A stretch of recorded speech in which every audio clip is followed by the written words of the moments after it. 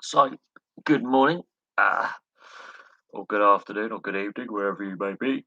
It's going to be very early hours over in the US and Canada. It's going to be early evening in Australia, and the rest of the world should be wide awake, ready to ask some questions. Now, a lot has happened in sport, as it always does on a day basis. Let's have a look at some of the sports headlines.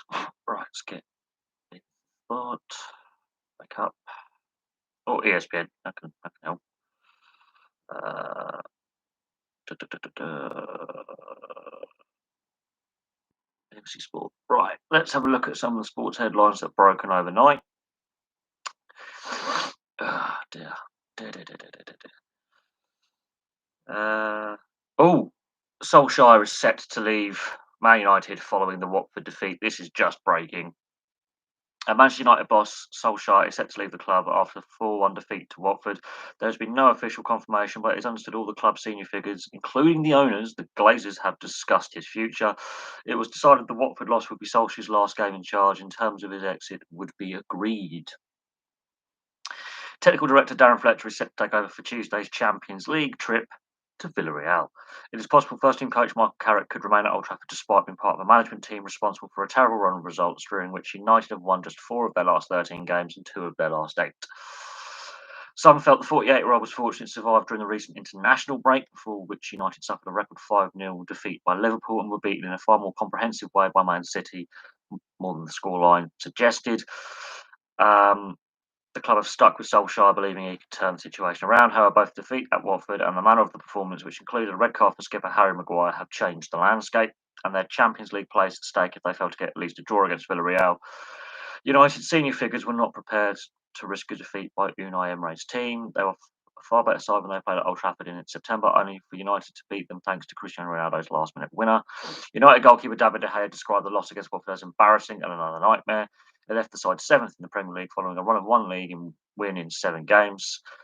And he only replaced Mourinho in December 2018, so it's only 3 years ago, and that was on an interim basis. And in March 2019, he was signed on a 3-year deal, and in July, signed a new deal until 2024. So the club are going to be paying a lot of money for him to leave, but was expected.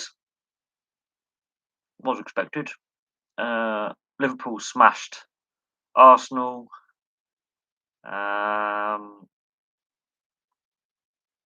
Wales obviously got a 1 point win over Australia. Man United are stepping up in pursuit for Zinedine Zidane. I don't know if he will actually fix the problem.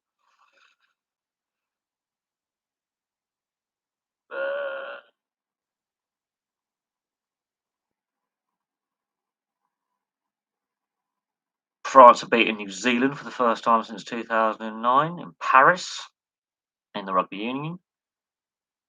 40 points to 25, so the All Blacks are very, very wounded right now. But yes, Solskjaer on the way out at United. Very, very interesting. Yes, New Zealand did lose to France. New Zealand, the All Blacks. It's an interesting one. We're in the middle of a World Cup cycle, so we've got 2 years to go. And when the French beat New Zealand, the scoreline is obviously often high scoring games, and they've done it again. And I said about 60 points, and I would say organised chaos.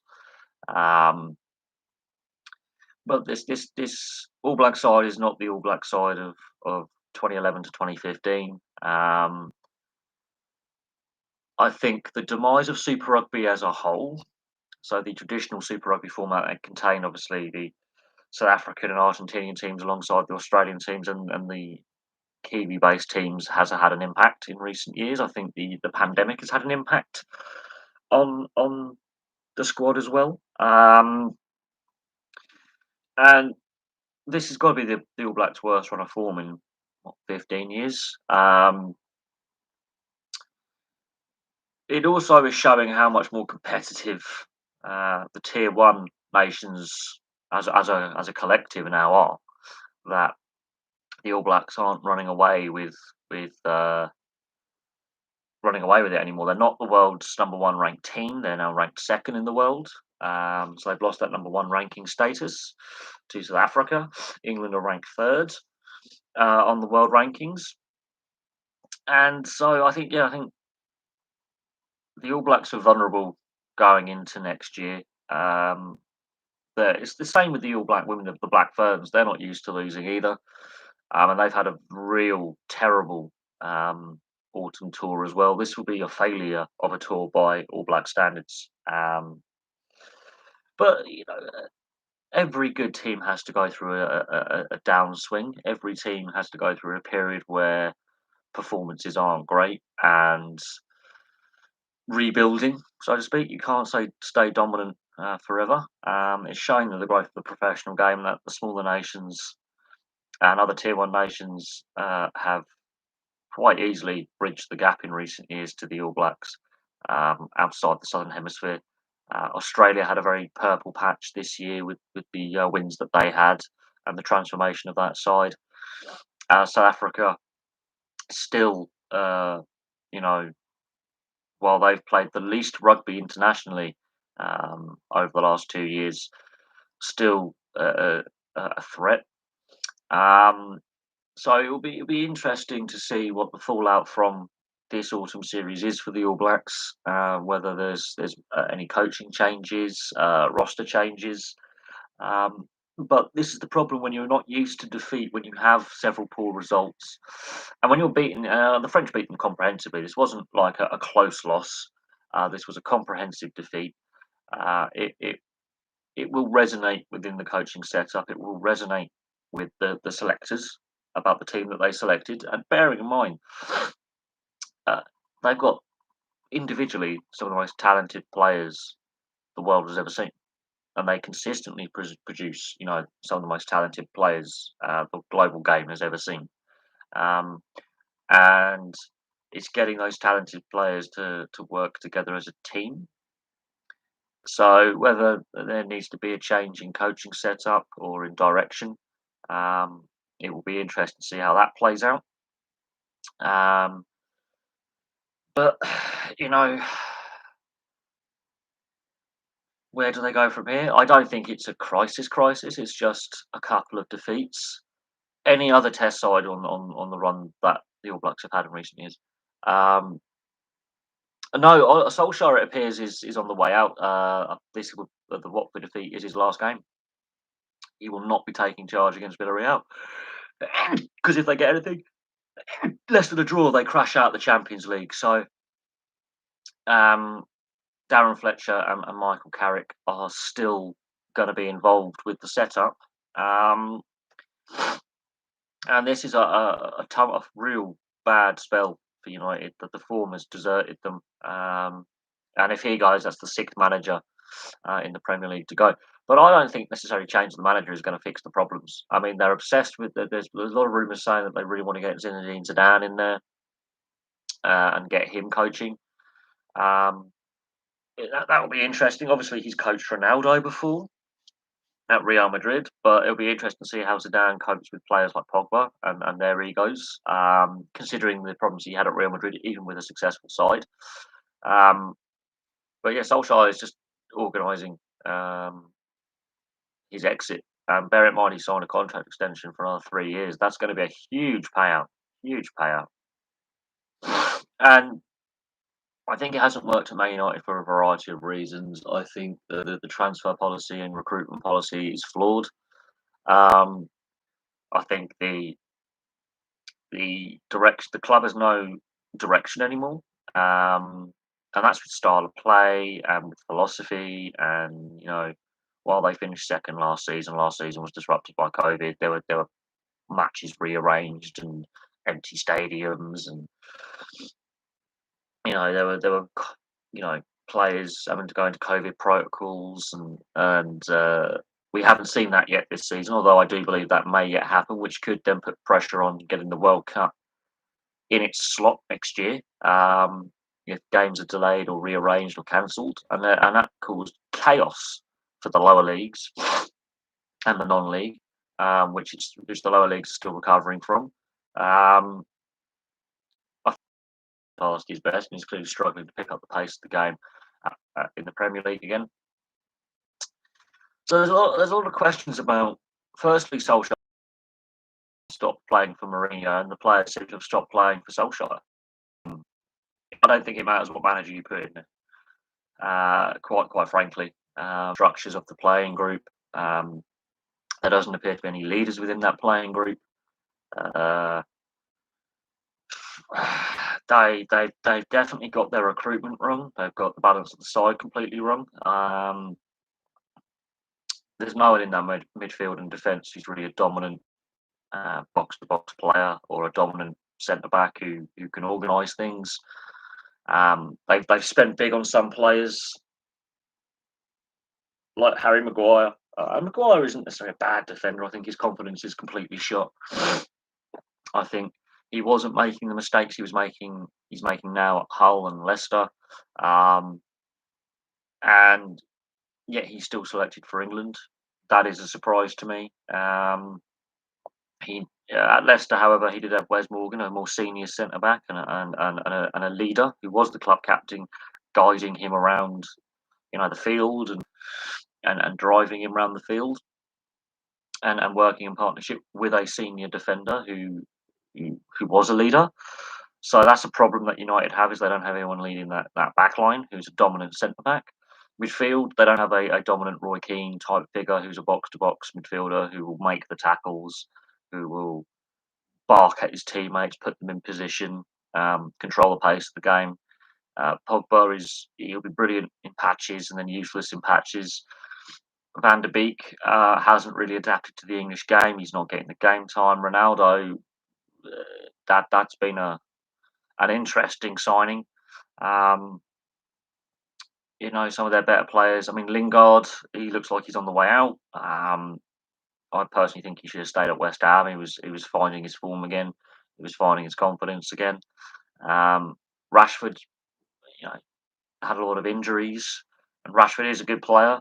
Could Rashford, see his future outside of Man United? The three heavy defeats to Liverpool, Man City, and Watford, they've scored one goal in 3 Premier League games. So there's a problem. They're not scoring enough. If your defence is going to be leaky, you've got to outscore the opposition. They're not doing that. So the scoring balance of the side is all wrong. I think the players have just stopped playing. The players have to be culpable for the situation as well. It's not just Solskjaer, the manager. They stopped playing for Mourinho. There was issues with Van Gaal and not really putting the effort in for Van Gaal. The Moyes experiment. Look at David Moyes now at West Ham. Yes, they had a defeat yesterday, but where they are from where he took them over, he's transformed his managerial style. The irony is, right now, people screaming out to appoint David Moyes if David Moyes had not worked at Man United. The irony behind that statement. So it shows how good, Sir Alex Ferguson was doing towards the end with the squad that he had, because there's still some carryovers from that squad. Some of them are involved in the coaching setup. The issues with recruitment that have been ongoing under the Glazers. This isn't a new problem. This isn't something that's happened overnight. The fact they finished second last year in a disrupted season tells you something. The lack of fans, I think, helped them get away with stuff.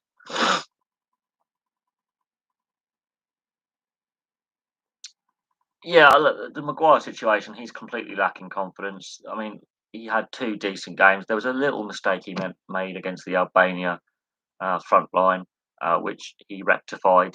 But England were already, 5-0 up at that point. The the issues are obviously in the international break. Maguire wasn't tested defensively, so the problems still remain. Van der Beek, I feel sorry for him because he's come from a very dominant Ajax side in Holland, and he's been thrust into a chaotic situation at Man United, where the fan base just has expectations that I think are delusional. They're not the side they were in the mid-90s to mid-2000s under Sir Alex Ferguson. Other teams have moved on. Other teams have got better recruitment. Other teams have better cultures. Other teams have better philosophies. Ferguson, I think, was there a bit too long. If we look in hindsight, Ferguson may have held on to management a bit too long. They needed to make changes. This is the thing. He's not settling at Man United. He doesn't have a lot of confidence. He is a confidence player. Yes, he gets his goal yesterday. That will help him personally on a confidence level. When the team around him is falling apart and you're a young player and much is expected of you to perform, and you put into a side that's all over the place chaotically with recruitment, with the culture, with the direction, you're going to struggle to fit in. Van der Beek would work at any other Premier League side. He would settle in much better. They would find him a role. They would develop his skills, develop his talent. He's been thrown into a side that has not had managerial stability since 2013. Hasn't been close to silverware apart from last year with Solskjaer and the FA Cup final under Mourinho. Van Gaal had a few trophies in there, but in reality, this club has not been close to silverware for a while. And consistently close to silverware for a while. The second place finish under Solskjaer last season, notwithstanding. Um, you know, they've been chopping and changing. I think Fergie era, I think he stayed on too long. I honestly do believe he stayed on in management too long, but I think he realised that if he left, the club would fall apart very, very quickly. And the players stopped playing for Mourinho. They stopped playing for Mourinho. They started playing for Solskjaer, and as soon as he got the contract, they went and had a dip in form. Then he got them playing again. So, the Van der Beek situation, do I feel sorry for a young player being thrust into a situation where the team aren't playing well? They're on a bad run of form. Their home form has deserted them. Their away form has deserted them. Their rivals um, are streets ahead, and getting beaten by Watford. Watford have got the right manager in charge now. If Watford can give some stability to Ranieri and not chop and change the manager, they could be a top half team that could again get to an FA Cup, final. They have that ability. And Ranieri is a very, very good manager. He proved that at Leicester. He proved that at Chelsea. He's proved that in other leagues. Um, there's no harm in losing to a Watford side. It happens. It's the manner of the defeat and how they played, not only against Watford, but 5 against Liverpool. They lost. They were just played off the park against City and only lost 2-0, which is embarrassing. City should have put 7 past them, and they conceded 4 against against Watford. And in those 3 games, they scored a goal, and the goal comes from Van der Beek, a young player who's getting hammered by the United fans for struggling. But can you blame him for struggling when he's come from a team that has a culture, that has a direction, that has a plan? Admittedly, Ajax do play in the Dutch league, and the Dutch league isn't the most competitive league in comparison to the Premier League and to the German league system. However, the Dutch have been producing world-class players for 60 years. And Ajax has been a production line of talent since the days of Cruyff in the 60s. So something has gone horribly wrong. You could argue that,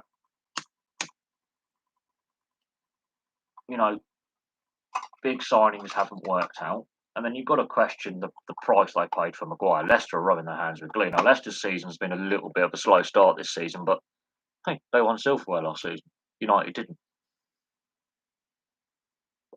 The difference between Leicester and Man United is Leicester don't expect to win silverware every season.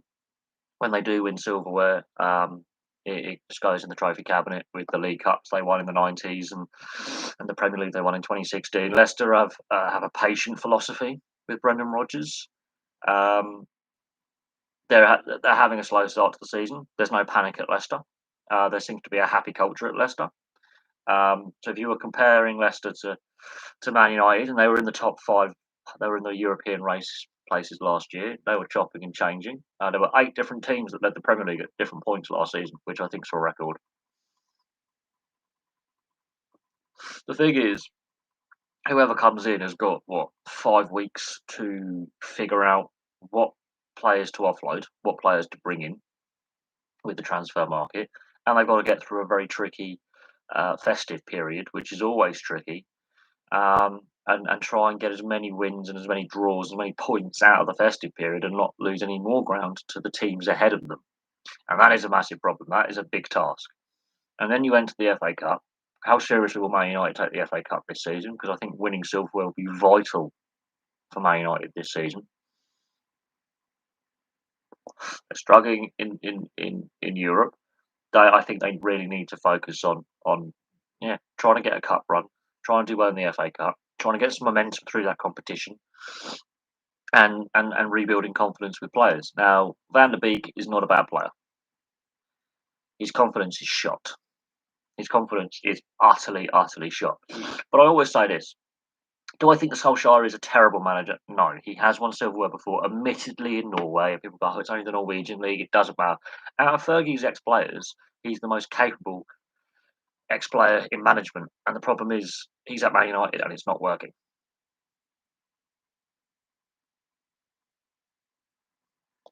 Chelsea, much like Man City this time last year, going into the festive period, it was very congested at the top. Last year was more chaotic than this year. COVID had an impact. Players were dropping down like flies. There was like co-payers and COVID protocols. Uh, so there were a lot more players unavailable. It was a very disrupted season. No fans in stadiums. We had the Premier League pay-per-view debacle, which took a lot of pressure off teams because the Premier League was under the spotlight. The more congested international break has actually affected teams. You can't get any momentum going, um, which is frustrating because of the World Cup next year. If the World Cup was in a normal time slot, they wouldn't have over congested all the international fixtures plus COVID. It's all been very congested with massive Euros tournament, which has clearly taken a lot out of some of the players. Um, the Chelsea are in pole position, but Liverpool are putting down a marker. Man City have put down a marker, admittedly with injuries.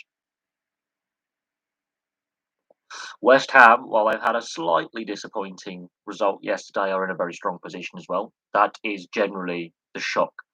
Leicester, slow start to the season, festive periods coming up. And Leicester may target the FA Cup again and get back-to-back trophies, which will again, Leicester I think, are a sleeping danger in the Premier League. Everton, not really doing well. I think Chelsea could be quite happy with where they are. Man United in chaos. I think Tuchel was quite happy with the position his squad is in right now. But again, festive period last year, a lot of other teams fell away, and Man City just were grinding out wins while not playing well. I think Man City are starting to get exposed a little bit now, with not really replacing Aguero, and we'll see how they go. But we'll also see how long Guardiola actually ends up staying at City, because he doesn't normally stay at clubs very, very long, and winning the Champions League is a priority for this club, and they haven't been close. So let's be brutally honest, City haven't actually been close to winning the Champions League. I'm being brutally honest there. They've semi-final is their limit, and that is one of the things they wanted to do. And they're not promoting enough of the youth players into the main squad like other sides. Other sides have got better youth systems, which are more productive, and they're heavily reliant on players from other clubs. Grealish hasn't really worked. Let's be brutally honest. Um, but yeah, the international break has definitely hampered some sides in building momentum. The international breaks, Man United had a decent start to the season, but the international breaks have definitely disrupted the flow. But in saying that, United have been so inconsistent, much like Arsenal. Arsenal have been so inconsistent as well. Tottenham, they've had a real poor start to the season, sacked the manager. There is, I think is it all Solskjaer's fault? You've got to look at recruitment. You've got to look at the first team coaches like Carrick and Darren Fletcher. They have to be responsible as well for the mess. They're going to have to do a managerial search. They're going to have to pay out Solskjaer because he signed the contract extension. what what are they going to do in the transfer window? Because in my opinion, some of their transfers have been questionable in the last decade or so. Even under Ferguson, there were some really interesting transfers made that didn't work. They've spent a lot of money in the transfer market.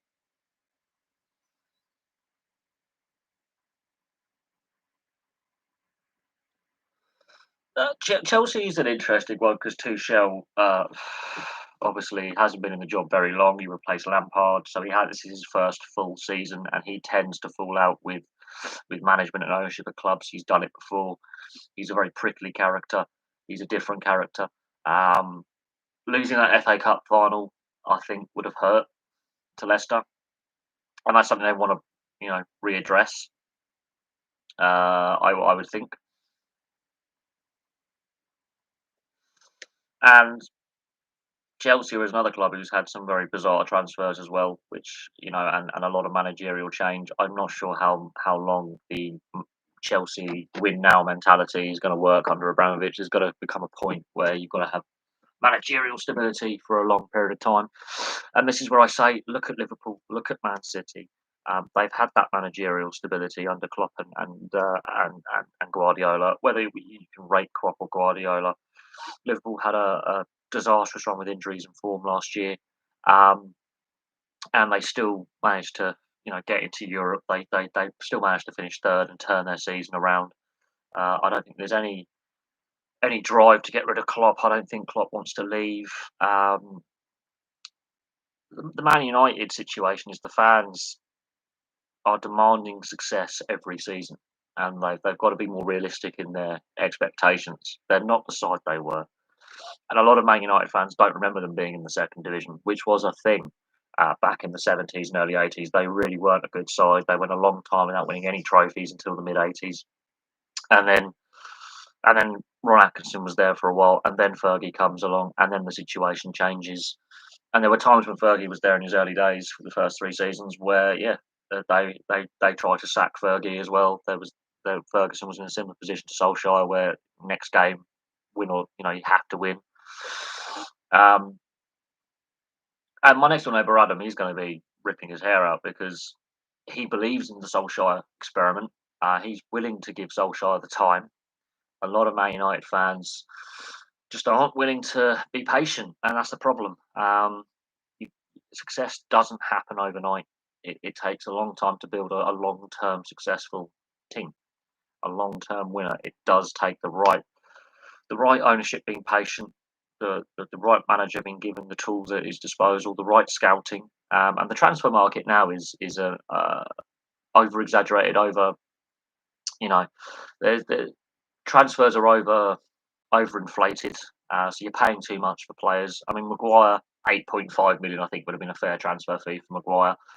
But he was coming from a system at Leicester that was a positive system where, they had won the Premier League, surprisingly so. But when they lose a player, they always replace that player. When a player moves on, they do find a ready-made replacement either through their youth system or in the transfer market for far cheaper than what Man United have done, where they've overspent on players. And Alexis Sanchez. I mean, they got him technically for nothing because they just swapped with Mkhitaryan, and Mkhitaryan, I think, in my opinion, is the better player, and Mkhitaryan's been injured quite a lot of the time. So they they've made some real bizarre decisions. Well, Matic is he's a workhorse.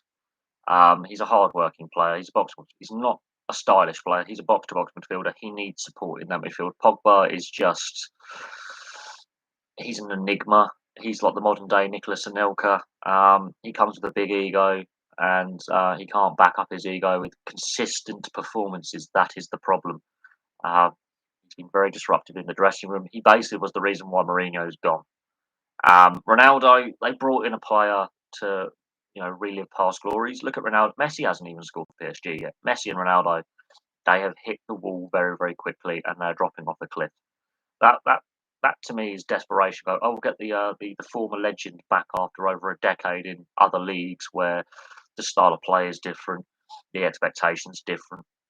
the team he's playing with is different, and expecting a player who is well past his best. The Euros proved that, even though he scored a lot of goals, mostly from the penalty spot. Um, he's not the player he was. He struggled in his last season in Italy, and they're expecting a player to come in to fix the problems. You need to have the right philosophy and the right direction, which they don't have, and they haven't had for quite some time. The situation at Man United is it's the gift that keeps on giving. Like Tottenham as well in their managerial hunt and their lack of success with trophies, and while they put Conte in there, um, why didn't they appoint him in the summer? Could the situation have been different? You know, it's out of the Man United squad, there are some good players.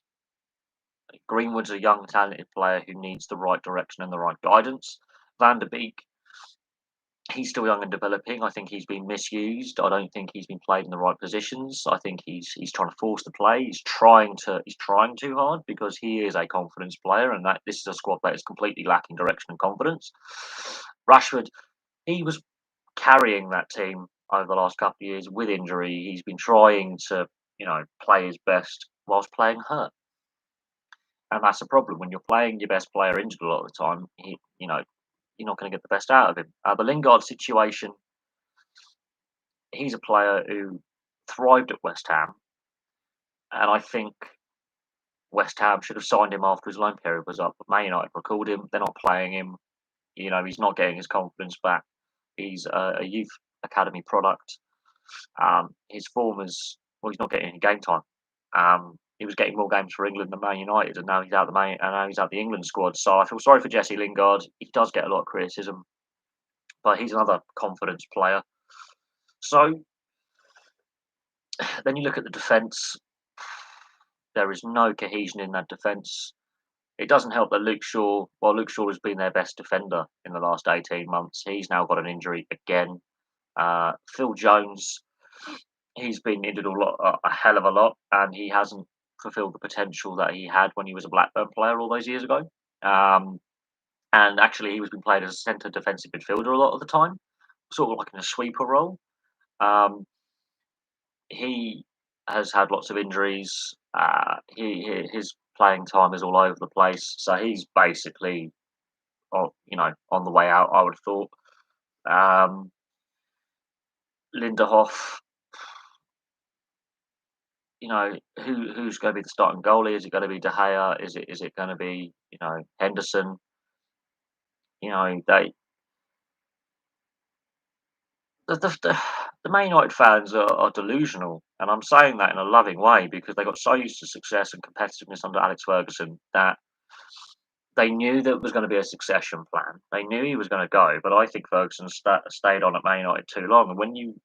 And Van Gaal was not a bad manager, and Van Gaal tried his best with the players he had available. Um, Mourinho got them European success with the Europa League, and yeah, okay, it's the Europa League, but that's the position the club were in at the time, and he won silverware with them.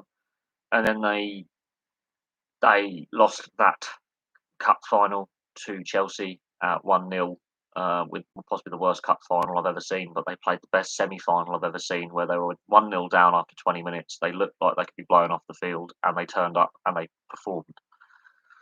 And Pogba has not played that good since, consistently. And they spent a lot of money on getting Pogba, you know, back into the team from Juventus. There's a reason why he was sold to Juventus for a much reduced fee than what they paid to get him back. Ferguson was like, this kid's got an ego and he's lazy. He's not a team player. So they took the risk in bringing Pogba back. That's a Mourinho signing. That's not a Solskjaer signing. Um, the Maguire situation, again, I think Leicester are rubbing that. That's another Mourinho signing, and Leicester will be rubbing their hands with glee, um, with the money they made off him. They've invested, in their squad quite successfully. So and yeah, that there will be players. I mean, they never really replaced Vidic at the back. which is a big problem. He was the leader of that defence. Um, he, drove the team around the field. Um, and y- Nani and Valencia, um, their roles changed from wingers to wing backs, so they still were pretty solid players. They've gone, so you've lost that experienced wide player who knows when to get the cross in, and can play in several positions in the wide channels. They haven't got that. It's been nothing short of comical. Um, but this happens. Look at Barcelona and Real Madrid; they're not doing so well either. And it is kind of, I think there is a changing of the guard in football. Um, I don't think we're going to see a manager like a Ferguson or a Wenger ever again who is that dominant at a club who can stay there for more than 2 decades. I don't think we see that type of manager ever again.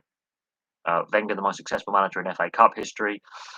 Ferguson, the most successful manager in Premier League history for Premier League titles won. I don't think we see that managerial dominance ever again. And that's what Man United why they did so well is they had that consistency behind the bench. And in the modern game, your average manager lasts 18 months. So there's going to be more chopping and changing. Another manager will come in, whether they can get success or not. Even with success, Mourinho and Van Gaal won trophies. They're still out the door. Their league position isn't great. Um, and it's whether, it's like the Tottenham situation and it's like the Newcastle situation. If you're going to replace the manager, make sure you have a ready-made replacement already lined up. Because let's say Solskjaer had won that game, I don't. What you know?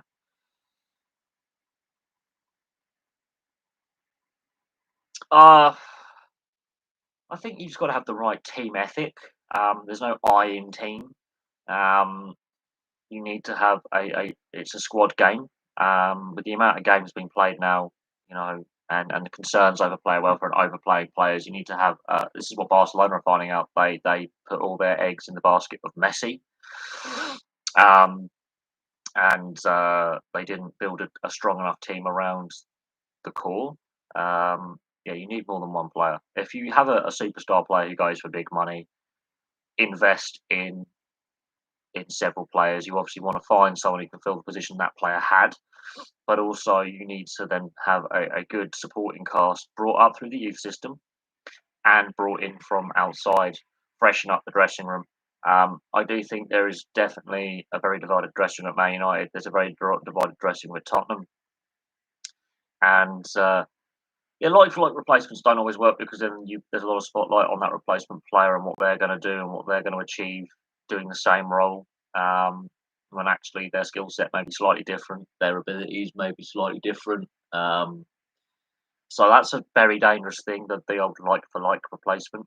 Um, if you have like a starting player and a player on the bench who does the same role and you rotate them, which is the Rafa Benitez policy of the day in Liverpool when Liverpool won the Champions League, you had two or three players who played the same position in different styles, but play in the same positional sense. Um, where you could have a utility midfielder who could cover if you have to sub that player off because he's carrying a little injury or he's done his 70 minutes. You rotate in the squad, keep them all fresh. And Rafa Benitez did quite well at Liverpool. But coming short of winning the league itself, they won the Champions League. And the Rafa Benitez rotation policy, whilst a lot of fans at the time were laughing and joking about it, it's actually the policy of the modern day now, with the amount of games that players are expected to play and the amount of games that are played in a season if you're chasing more than one trophy. Man City played 61 regular season games last year in all competitions. 61. Now, while I'm not a big fan of putting out weakened sides in the FA Cup and the League Cup, and there are reasons for that. It's called Bring Back the Cup Winners' Cup. You make that competition more important. It's easier to get into Europe now than what it was 20 years ago. Um, I honestly would say in the modern game, you've got to have a good squad depth. You've got to be able to rotate. You've got to have at least two players who can play in each position. If you're playing with a certain style of play. If you are playing with multiple different tactics within a season, so you are very flexible in your management, you need to have more adaptable players who can play different roles. So you need that universal midfielder. You need that that midfielder who can play different roles, or a couple of midfielders who can play different roles. So they can play deep, they can play further up, they can play on the left, they can play on the right. You need a couple of universal utility midfielders who can play multiple roles to complement your creative players and your wide players. And that's something that I think a lot of clubs are lacking, is that utilitarian box to box midfielder who can play on the left hand side midfield, on the right hand side deep, maybe an attacking role, which can take pressure off. Um, let's say Van der Beek, who is an attacking midfielder. I don't think he has the support cast to actually allow him to do what he's very good at, which he was doing at Ajax, because they did have that squad depth for the level they're playing at. Um, and he is a young player, so there's a lot of responsibility to tell a young player, "Right, I want you to go out and be the creative force," when you haven't got the supporting cast in the depth of midfield, because Matic can't do everything. Matic cannot do everything. He is not a machine. Although he comes across as a machine, he's not. He's not. They need more pieces in midfield. They need more support from midfield. They haven't got that. Matic is not. Cannot be the only guy in midfield who's the energy guy. They need other pieces in that midfield to move the team around. And Matic is an older player than what he was obviously at Chelsea. He's got older. He's lost that yard of pace. And it's the same at other clubs as well. You need to have multiple choices in midfield. And the teams that are in good form and are playing well have got depth in midfield. Man United look, for me, a bit shallow in midfield. Um, they don't seem to have that Roy Keane, as I say, that Roy Keane Vieira type figure. Um,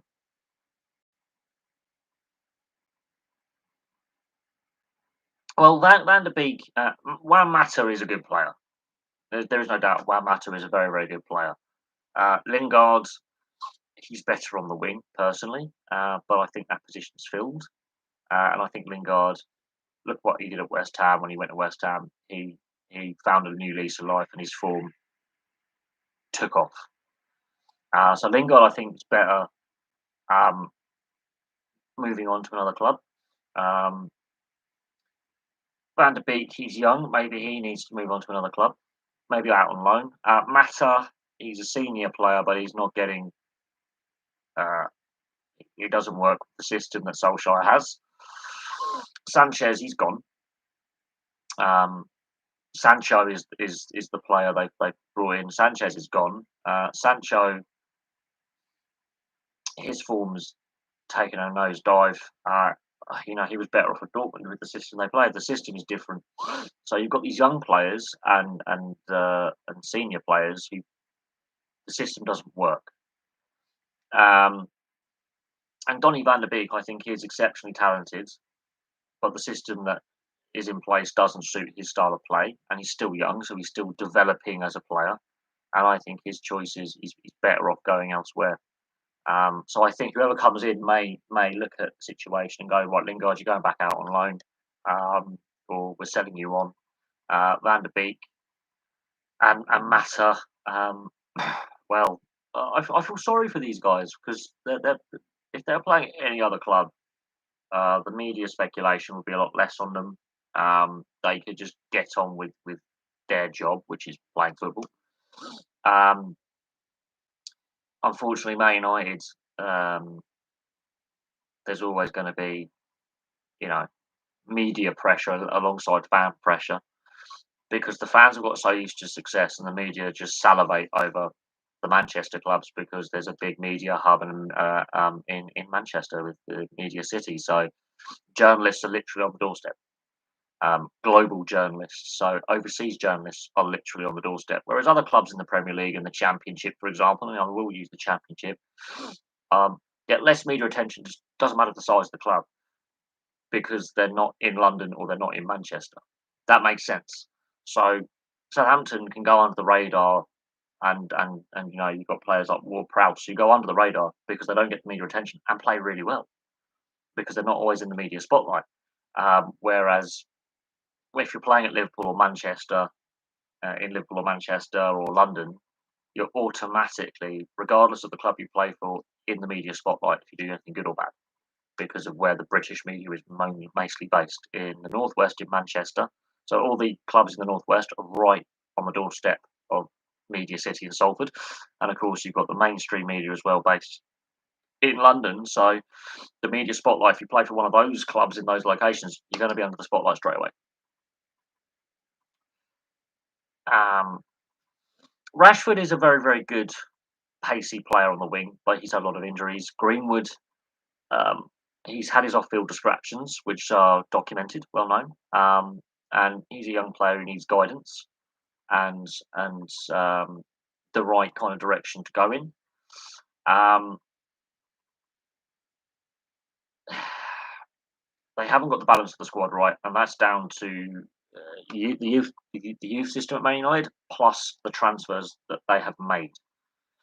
Now, Solskjaer has made some of his own transfers, but a lot of the players there are Mourinho and Van Gaal signings, and that is another problem. Is these are leftovers from the previous regimes, and that is an issue. There's a reason why Ferguson let Pogba and even let Ronaldo go. They are not ultimate team players. Let's be brutally honest. They are the massive egos. But that dressing room was clearly divided. So if Zidane comes in, look at the problems he faced at Real Madrid.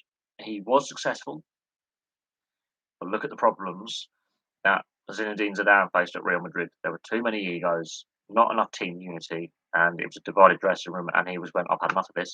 The club is toxic from top to bottom, from the president all the way down to the playing group. And he was like, I'm done. He then came back and went, no, I'm done again. So Zidane, um, is Zidane the right choice? I think there's going to be a fair bit of a fair few. There's going to be a squad clear out basically that needs to happen. Um, they need to clear out that squad if the team is to get back to top spot and to win trophies again. They need to have a full clear out of that dressing room. There are just too many players there who have an overinflated opinion of themselves, and the balance of the squad's all wrong. And there are some players there who really are good players, who either have got a lot of injuries, are confidence players. Their confidence is really lacking, and because there's a lack of balance and direction with the side, are struggling. And like a Van der Beek, he's done nothing wrong. I don't think.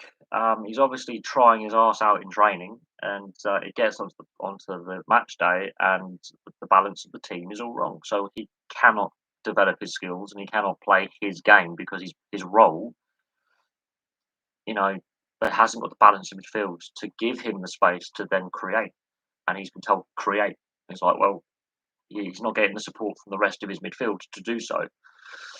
So yeah, United need to look at the balance of their squad. They also need to clear out a lot of the dead weight and a lot of the mess in there. And unfortunately, the fans aren't prepared for a rebuild. The owners, well, obviously the question marks over the ownership, and they're not the most popular with the fan base. It's divided the fan base, which doesn't help. And we can question the Glazers' ownership of Man United, and we can question the direction the team is taking. I could actually do a video looking at Man United's average league finishing position since Ferguson, because that would be interesting. They finished second last year. Other than that, they haven't. I think they've finished second a couple of times, but other than that, you're looking at seventh to fifth. So they have declined as a team, and the fan base isn't quite ready to accept that decline. But I can see it getting worse. Other big clubs have actually gone through this decline, and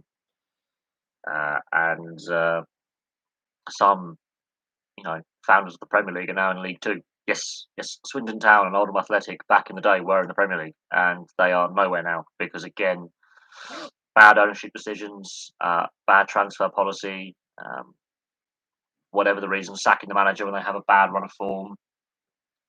like Joe Royle at Oldham Athletic. Imagine if Oldham Athletic had won the FA Cup, and how close they were. How different that story would be for Oldham Athletic now. Had they got that success when they were close early on in the Premier League era, we could be talking about a different powerhouse in Greater Manchester. Then, literally, we could be talking a different story. Um, how on small events history hinges. So in hindsight, yeah, you look at the founding clubs of the Premier League. I mean, yeah, Swindon and Oldham are in the lower levels, and they've plummeted down the divisions, and they've had lots of financial and managerial instability over the years. And then you look at Man United now; they are at risk of completely falling apart, and having a squad full of egos and individuals and going one way. And imagine if Newcastle had won in 1996 and hadn't missed out on the final day of the season, how different the Premier League era could have been. Um, so the early 90s is where Man United established their dominance, and they got lucky in a fair few of those seasons. They got lucky. Um, Obviously, Blackburn couldn't kick on after their Premier League title, and I remember that. But again, decisions made by ownership and Man United were close, so they weren't going to sack Ferguson. They were close. The following season, they win the double cup and league. 99, they win the treble.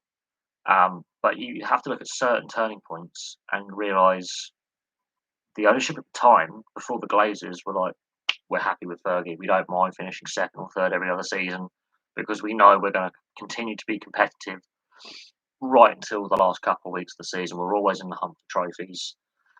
Glazers have come along and have expected the same level of competitiveness, but don't tolerate finishing outside the top four. And unfortunately, now they're finishing outside the top four. And you could argue the finances behind the club and the debt the club has, and they've won less trophies since the Glazers have come along. Oh yeah, they have started to win less trophies. Other teams have realised this juggernaut is not invincible. This juggernaut is vulnerable, and Abramovich comes along in 2004 and changes the face. Abramovich and the Glazers come along in 2004, and it's changed the face of English and European football. Again, those moments which hinge on the first billionaire owner. Um, and I think now football's in a worse place because of it. Um, yeah, in my opinion, football in Europe is in a worse place, and globally for that matter, since the 2004-2005 season with the Glazers. Or the Glazers were actually first, but the Glazier takeover of Man United and the Abramovich takeover of Chelsea, I honestly believe football now is in a worse position than what it was pre those takeovers. I generally feel that the direction the sport has now taken,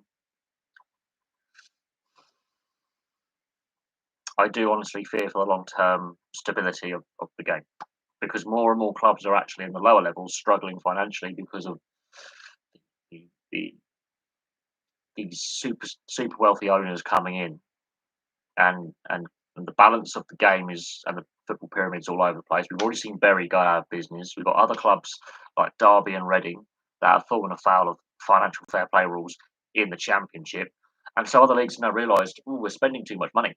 We need to control spending. Whereas before 2004, we didn't have as many clubs going into administration and having financial difficulties. Look, since 2004, midway through the Premier League era,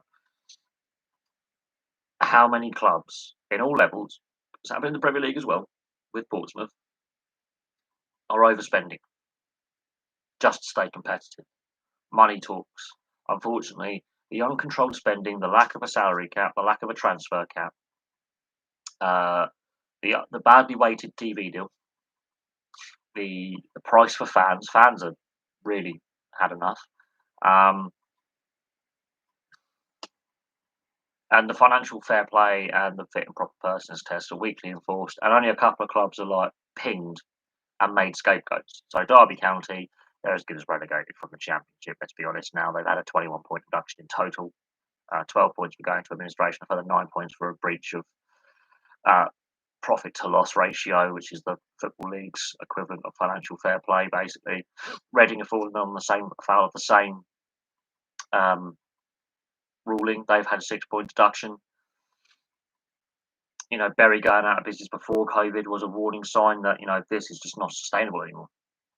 Um, the, the the football ownership and the money in it is not sustainable with how disjointed it all is, and we have reached a point where we're at crisis, and no one wants to admit it. No one wants to admit that having too much money in the game and not evenly distributing, not controlling spending is bad. But hey, Barcelona, Real Madrid, the European Super League debacle, the fan pushback on that, um, the debts that these massive clubs, who shouldn't be in debt because they were a license to print money, have got themselves in, is ridiculous. It should never have happened, and you can trace it all back to those big money takeovers of clubs that were worth hundreds of millions, if not billions, in the early 2000s.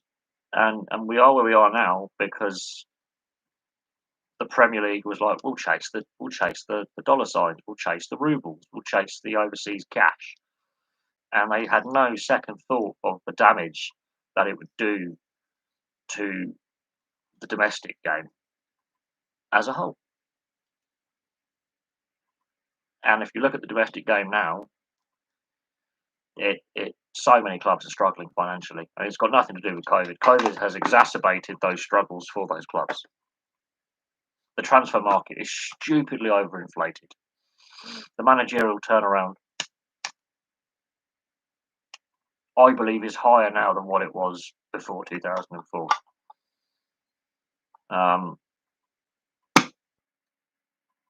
It generally worries me.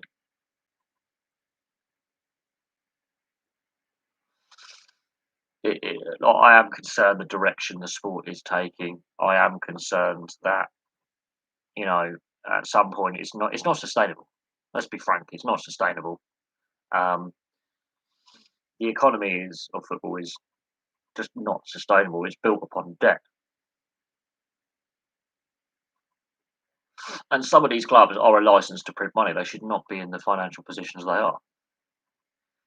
But the weekly enforced fit and proper persons test, the weekly enforced financial fair play rules, because they are. Let's be brutally honest, they are.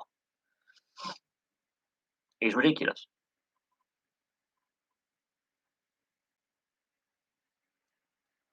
Even the and it's a shambles, really, isn't it? A sport I was once just you know would watch as many games as possible. You know, Tuesday through to Thursday was European football on TV. I used to watch as many European games and FA Cup games and League Cup games as possible. I did follow the leagues religiously. I used to buy all the FIFA and Pro Evo soccer games as a kid. You wait for Striker, the whole lot. I used to buy all those video games, play them until the discs wore out. Yeah, I don't have that kind of love for the game anymore. Don't get me wrong, I still watch the football, like, because the channel. If I didn't have this channel, I wouldn't be watching football. And that's me being honest. If I didn't have the channel, I would have stopped watching football altogether. Quite frankly, this channel has kept my interest in the sport alive. If I didn't have this channel, I would have stopped watching football completely, and I would have just focused on rugby league and the NHL, and which I still do. But I do less videos on the NHL and the NRL because they're more niche kind of sports in this country. Because most of my viewership is from the UK. But you know,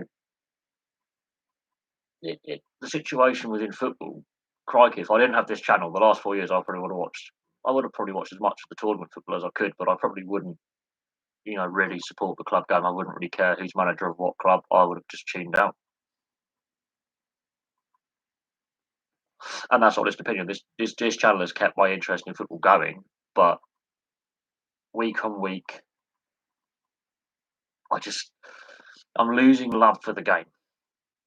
And this is the problem. This is where people are actually switching off, and they are losing interest.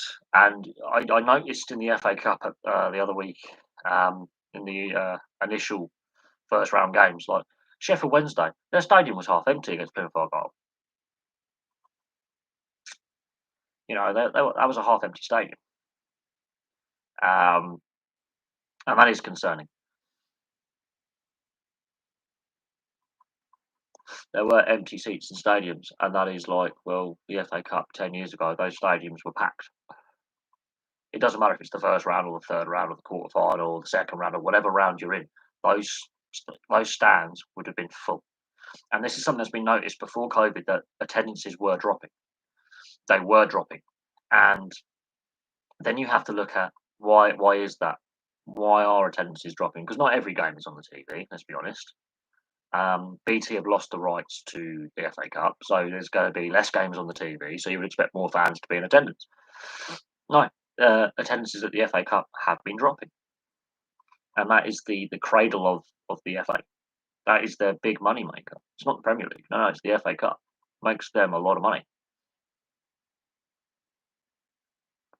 So there you go. People are slowly switching off. The average age of a football fan in attendance is 44.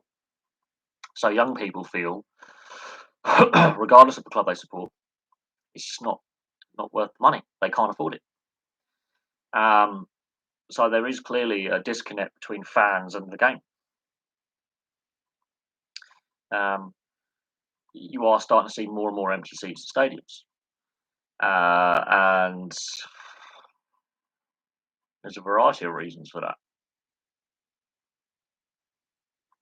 You know, some clubs do regularly have great attendance at some clubs, regardless of the level they're playing at. The fans are fanatical and they will turn up. Other clubs, there are attendance issues. Now, you could argue, oh, the fan base is a bit, is the fan base, truly loyal? But attendances are concerned.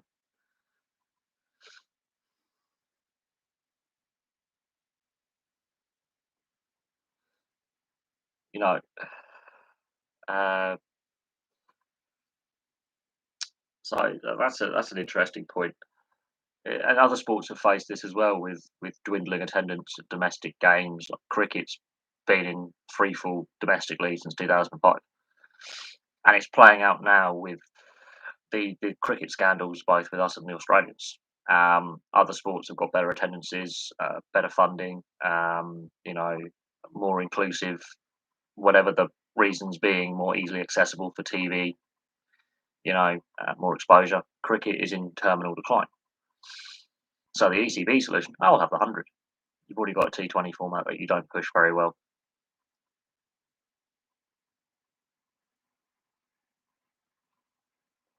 And viewership figures would tend to suggest that cricket is in decline.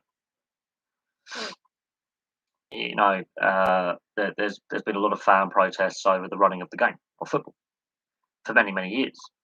It's only in the last couple of seasons with COVID that the governing bodies are starting to listen. We might need to restructure or reevaluate what's going on with the club game. I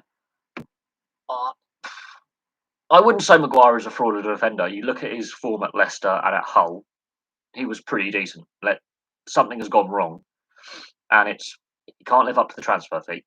He needs a senior centre back partner who will be the leader. He's not the leader of that back line. He needs a senior player next to him. He had that in Wes Morgan. He had that at Hull. He doesn't have that at Man United. He's got to be the guy, which doesn't suit his play.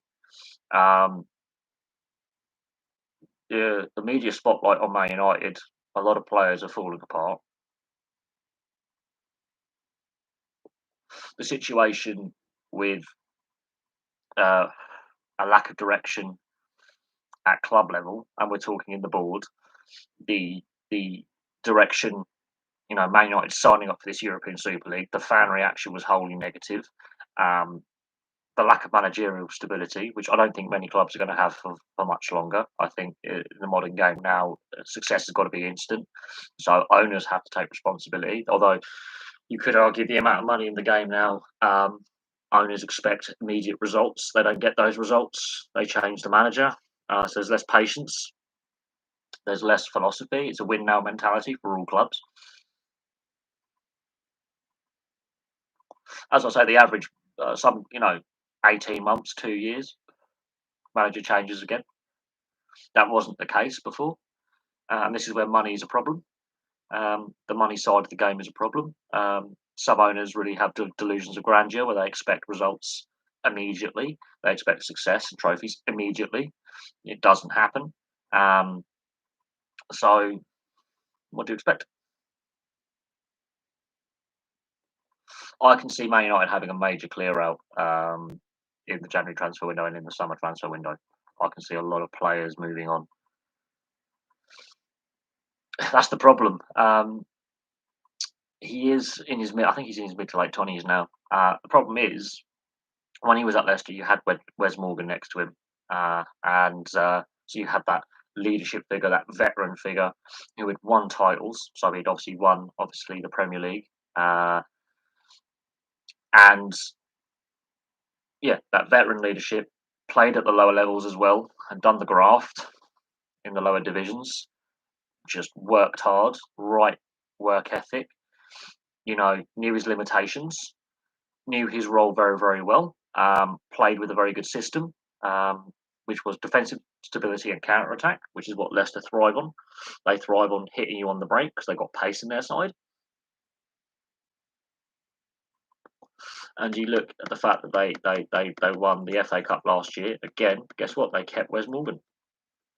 Even if he wasn't playing every game, Sonichu is a good defender as well, almost like for like as a dominant defender, who will take responsibility and won't let a mistake get on his back. A goalkeeper who in Kasper Schmeichel, who um, you know is very, very competent, very commanding in the box.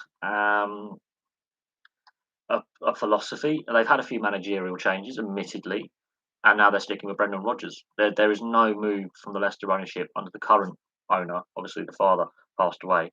Under the current ownership, to go, we're going to constantly change the manager. We're happy with Brendan Rodgers. We're happy with the style of football we're playing. We're happy with the player development.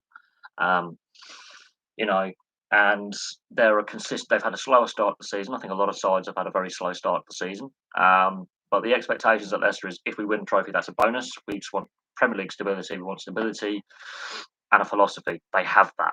Man United is we expect to win every season. We need success. We need success. We need success. And a lot of the fans don't remember when they weren't in the Premier League in the 70s and the early 80s. They were a side that were really poor.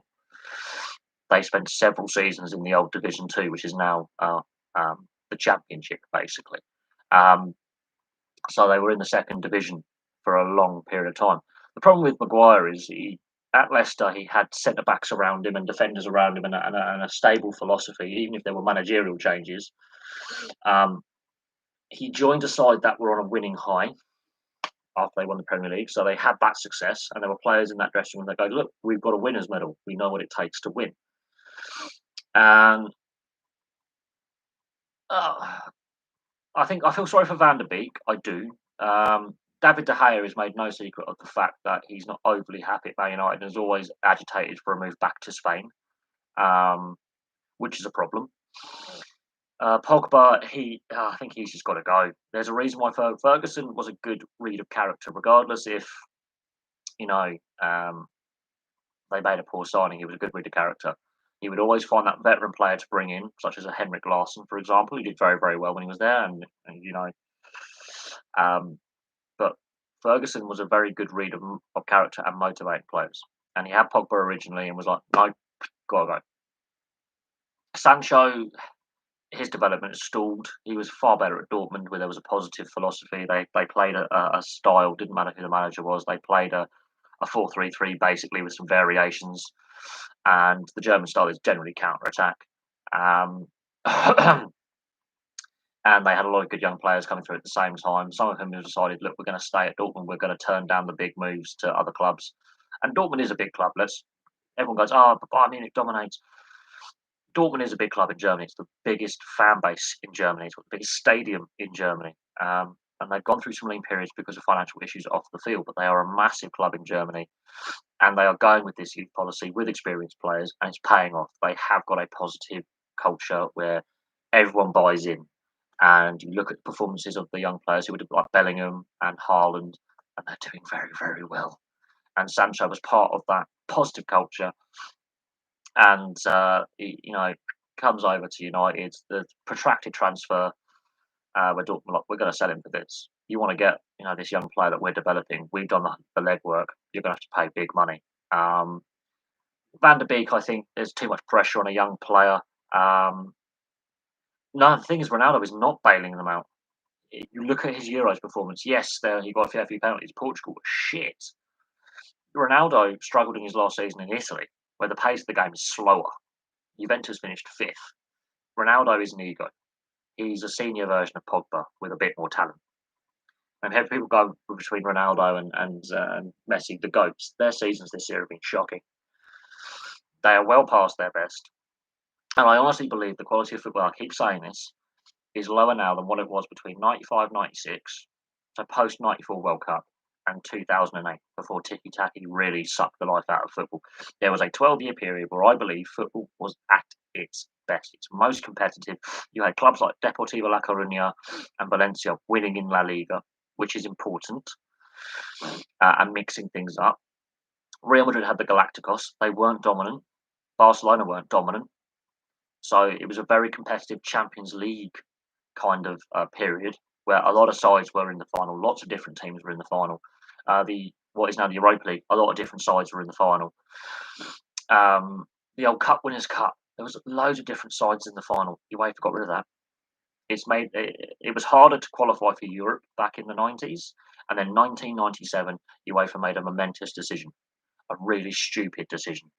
We'll bring in group stages for the Champions League. We'll increase the amount of Champions League qualification. We'll get rid of the Cup Winners' Cup.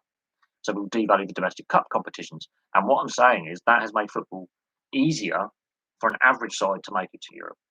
An average team. The amount of money in the game now with these billionaire and trillionaire owners who've got unlimited wealth like PSG and Man City is bad for the game. Bad for the game. And it has proven to be the case. The quality level now is lower. I think the quality of the overall product is less now than what it was 20 years ago. And that's personal opinion. I have been watching football since 1992. I've watched every major tournament since 1992. And I can tell you now, the quality of the sport that we're seeing is less than what it was in the mid-90s to the mid-2000s. Personal opinion. I mean, yeah, he's a clutch player. But he didn't score yesterday. They've lost 3 in a row. They've only scored 1 goal. So even with Ronaldo on the side, it's not making any difference. Not making any jot of difference. And they go, oh, we'll get Ronaldo back. He can save us. He's not the player who left in 2009. Not the player at all. And a lot of his Man United teammates, realised, yeah, he's exceptionally skillful, but my God, he's a massive ego. He's not a team player.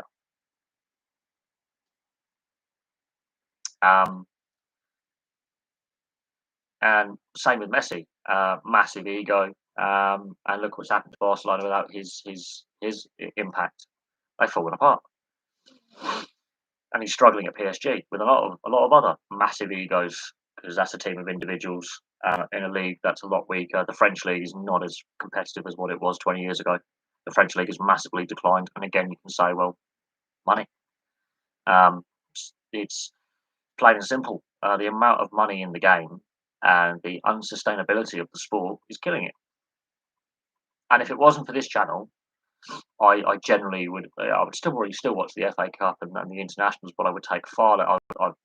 I have no real interest in the sport. It's like because of this channel, I've kept my interest going because football is the global sport, and as a sports channel, if I was to talk about it, I would have no viewers. Yeah, my most popular videos on this channel are rugby union and rugby league, with a couple of football videos. Most of my popular videos are rugby league, and rugby union have got higher average views than football. You could not make this stuff up. So, and with Solskjaer now set to be leaving, and I believe it's going to be Darren Fletcher's going to be taking charge against Villarreal, which is a replay of the Europa League final last season. It's an interesting one. I think signing Ronaldo is a big mistake.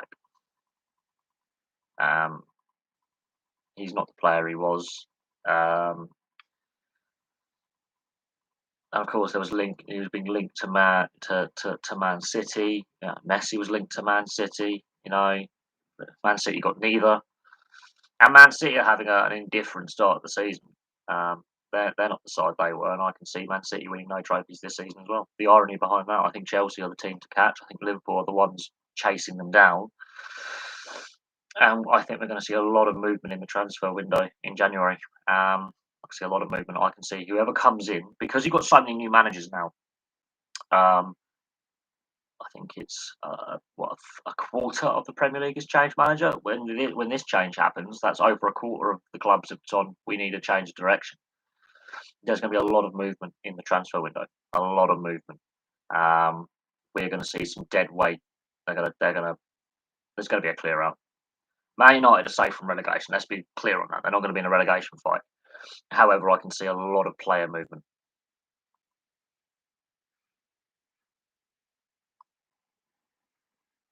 Yeah, well, no, it wasn't that. They were reformatting what was the UEFA Cup. They merged the two competitions. If the Champions League was still straight knockouts like the Cup Winners' Cup and the old UEFA Cup was until recently, you have a place. You have a place. You could put the runner up in there, and because there's more than one domestic cup competition in each country, but there was some countries have got rid of their League Cup variant. You had stronger sides in the FA Cup and the League Cup, so it was a more valuable competition, and it was actually harder to qualify because there was less European places available to get into Europe. So lesser clubs targeted the FA Cup and the League Cup for silverware, like Leicester did in the 90s, to qualify for Europe because their league finishing position was below the European places, which was normally the top four or top five. Now it's the top seven. So they've made it easier to qualify for Europe, and you would get teams like Sheffield Wednesday won the League Cup in 1993, qualified for Europe. Aston Villa qualified for Europe via the Cup Winners' Cup. Um, think of it, Portsmouth when they won the FA Cup in 2008, the Cup Winners' Cup was still going. Their league finishing position was atrocious.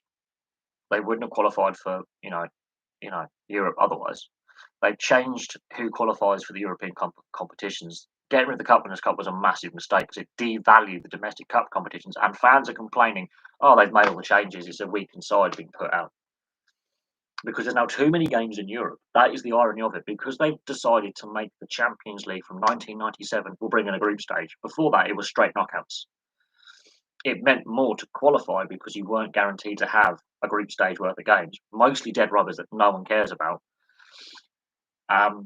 You had to go out and play. And you look at my Luis Figo video, look how undominant Barcelona were and Real Madrid were. They weren't, it was harder to get into Europe.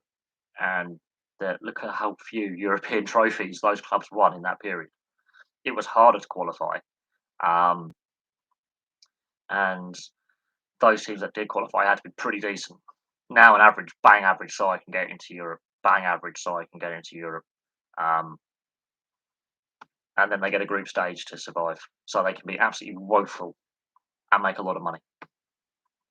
Um, and the Cup Winners' Cup, you saw only a few leagues did. The domestic Cup Winners was also the league winner as well, or in the Champions League or the UEFA Cup. Only in a couple of leagues was that the case. You've got clubs from less European leagues getting exposure. You had these players getting exposure who you wouldn't have other watched in the Swiss or the Austrian league or the Scandinavian leagues. You wouldn't have seen them. They get the exposure, and you saw some really interesting matchups. Yeah, it's now easier to qualify for Europe. That's what I'm saying. The big clubs, Real Madrid. Guess what? Real Madrid and Barcelona were the ones going. We need to. We have a lot of power with UEFA, but we need to reformat this. We need to make more money. More money. We want more money. We don't want to have to compete to get in. If we have a bad season, we give us group stages. That was Real Madrid and Barcelona, and UEFA were like, oh, the big clubs are threatening European Super League, which they were. We'll reformat it. We'll reformat it. Now that's not the case. These big clubs have proven how toxic they are, and yeah, it's now, as I say, it's easy to qualify for Europe now. Well, I think seven teams from the Premier League out of a league of 20 have qualified for Europe last season. Nearly half the league qualified for Europe last season, and they got the European coefficient as well, which is ridiculous. St Johnstone, right? They won a cup double. Under the old format, they're in the Cup Winners' Cup. They're in the Cup Winners' Cup. It was an important competition, right? And they're getting, that's how Aberdeen won a lot of their trophies in the 80s was through the Cup Winners' Cup. They also won the SPL as well, but they first got recognition through the Cup Winners' Cup. Nottingham Forest, yes, they won, back to back what is now the Champions League, the European Cup. But yeah, the old Cup Winners' Cup, you had some really average. No, it wasn't. I wouldn't say average, but you had some. It wasn't the same teams every year in the Cup Winners' Cup. You could definitely target the FA Cup and the League Cup, and that was a gateway to Europe for a mid-table side, which gave them extra revenue and got them on the European and therefore global stage for TV rights. And then UEFA decided to bring in group stages, which the amount of dead rubbers we see now in the group stages, and then the third place team drops down to the Europa League. You're rewarding failure. So a really poor Champions League side who are not playing well end up in the Europa League. How? You're rewarding failure. And now the Europa League has gone from straight knockouts, which was the old UEFA Cup, to group stages as well. So even more sides qualify for Europe. And now you've got the European Conference League, which no one wants, and even more sides qualify for Europe at the expense of lesser European leagues who need investment and need money. So UEFA have fucked it up themselves.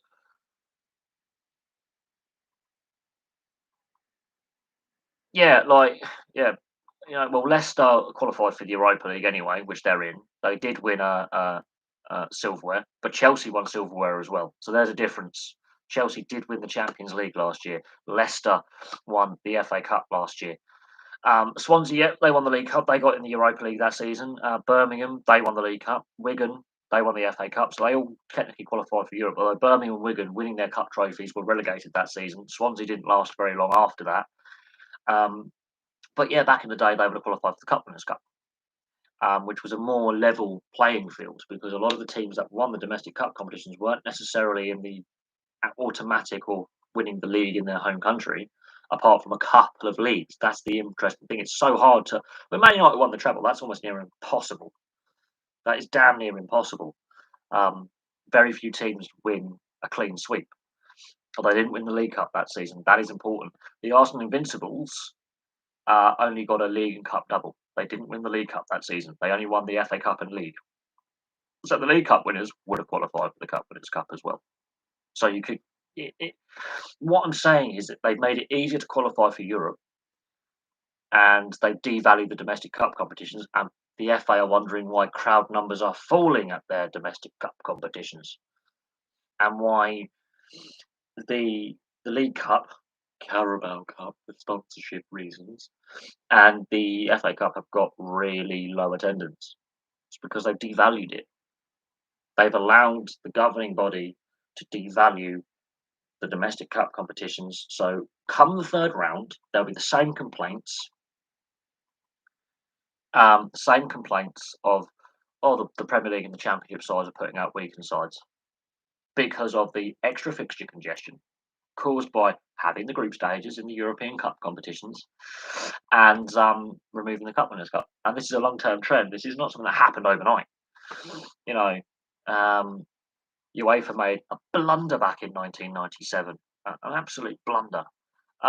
Chelsea got fourth and no trophies, yet they qualified for Europe. Yeah, I don't get that.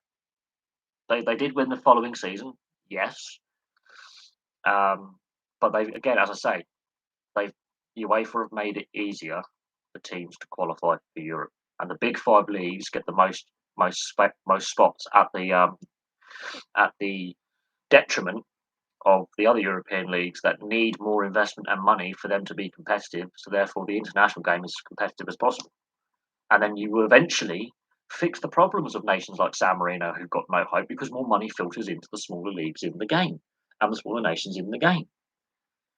So giving the power to the Big Five, even though the French league is a joke and the Portuguese league is far more competitive and fun to watch, it really is. The Portuguese league is much more fun to watch. Is a joke. The fact that St Johnstone did a cup double last year barely gets recognition because of the league they're playing in and the fact it's dominated by Rangers and Celtic. That is it. In my opinion, that was a brilliant achievement on a club with no budget, winning 2 trophies. But because of the UEFA coefficient, they're thrown in the conference. I think they're in the Europa League, and they had to go through the qualification stages. So you don't reward success for the smaller leagues because they're seen as less valuable, because you reward the success of the big five by allowing as many of the big five to have 3 or 4 teams in the Champions League format, and I think 2 or 3 teams in the Europa League format. And now you've got the Europa Conference League as well, so you try another competition. And again, it's weighted towards the bigger leagues than the other leagues in Europe, so the big five can hold on to the revenue. Yet the French league's a joke. Because PSG have bought the league for eternity, apart from last season when Lille won. And I think it's 3 seasons since they've had all the money they haven't won. Spain is starting to become competitive again because the big two of the El Clasico derby are mismanaged themselves into oblivion and are toxic clubs and deserve to lose. The German league, yes, while Bayern Munich do dominate, they don't win every single cup competition in the German league system. They have been beaten in the German Cup before by like Frankfurt, Dortmund, and they've crashed out to Borussia Mönchengladbach this season. So, and another name is going to be on that trophy. The Eredivisie, Ajax had a dominant spell, but Feyenoord, you've got AZ Alkmaar in there. You know, there's some pretty good Dutch sides that have had some great talent over the years.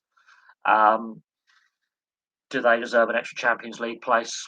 Quite frankly, I think they do. But again, you've made it easier for average sides to make it to Europe who win nothing.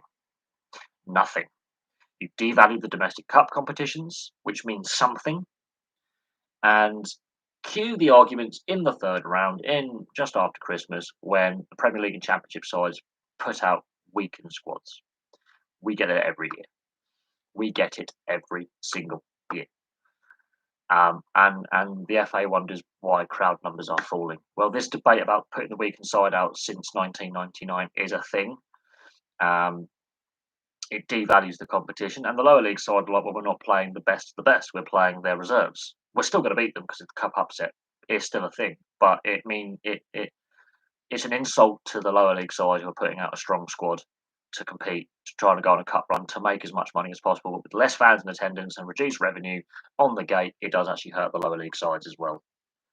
And you need a strong footballing pyramid at all levels in order for the game to be sustainable, and that is no longer the case. The Portuguese league is better than the French league. It's more competitive. It's more fun. It's got a better history. I love researching the Portuguese history. Like, you've had some superstar players come out of Portugal over the years. Not just Benfica and Sporting and Porto, but you've got Braga in there. Boa Vista are a well-supported club as well. There's some up-and-coming sides in Portugal that are starting to challenge the established order. It really, really is a fun league to look at, and the history behind it, and the rivalries in the Portuguese league. The French league, PSG is not even the biggest club. Fan base, and it's got a very short history, and a lot of French fans are very anti the takeover. And the other 19 clubs in the French league system have said we need to operate on smaller budgets going forward in order to sustain ourselves. And even the Monaco owner, who is a billionaire, has gone, yeah, no, we need to operate on better budgets, as in we need to curb spending, we need to curb excess. PSG, we'll sign Messi. There you go. We have all the money. So it was great when Lille won and won that trophy, and it was brilliant. And Lyon were close as well. But the French league is in a terminal decline. The best French players don't play in France, and they're not really competitive in the Champions League. They used to be. They've won the Champions League with Marseille. Monaco have got to a Champions League final. They used to be a very competitive league 20 years ago. They're not now. And it's not even the most popular, on French TV when it comes to, the TV deal they had in place. The TV deal collapsed as well during COVID. So the French game is in dire straits. and PSG are doing their best to destroy it. And that's the situation that the French league find themselves in. They're not in the healthiest of positions. But that's again subjective. That's my personal opinion on the French league. My opinion on the European Cup competitions is bring back the Cup Winners' Cup, reformat the Champions League and Europa League. So bring back the old UEFA Cup format, and guess what? Get rid of the group stages. Make it harder to qualify for Europe. Make it actually mean something. So the sides that actually are there deserve to be there. There are better ways to reformat it that actually develop the game in the smaller leagues in Europe. The smaller nations in Europe get an equal opportunity. Because what we have right now is just not sustainable. And to be honest, the Champions League, the TV rights for the Champions League, and putting the European game behind a paywall is harming it. And when you get seven clubs from England qualified for Europe last season, it's ridiculous. It is ridiculous that 7 teams from England qualified for Europe. 7.